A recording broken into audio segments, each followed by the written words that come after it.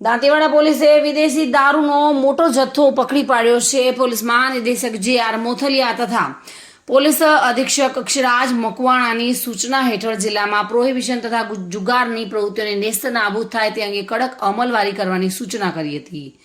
જેને આધારે આજે PS Chaudhary, police sub inspector Dantiwada, police સ્ટેશનના દાંતીવાડા પોલીસ સ્ટાફના માણસો સાથે દાંતીવાડા પોલીસ સ્ટેશન વિસ્તારમાં પેટ્રોલિંગમાં હતા. તે દરમિયાન બાતમી હકીકત મેળવી વાવધરા ચેકપોસ્ટથી એક મહેન્દ્રા ટ્રેક્ટરને વગર પાસ પરમિટના ભારતીય બનાવટના વિદેશી દારૂની બોટલો તથા બિયર સાથે ₹3,58,928નો મુદ્દામાલ પકડી મહેન્દ્રા ટ્રેક્ટરના ચાલક સંજયભાઈ વાહજીભાઈ રબારી અને રાજસ્થાન રાજ્યના મારોલ ગામેથી ટ્રેક્ટરમાં દારૂની બોટલો ભરી આપનાર ગણાશા નામના માણસની વિરુદ્ધમાં દાંતીવાડા પોલીસ સ્ટેશનમાં પ્રોહિબિશન એક્ટ હેઠળ કાયદેસરની કાર્યવાહી હાથ ધરવામાં આવી છે.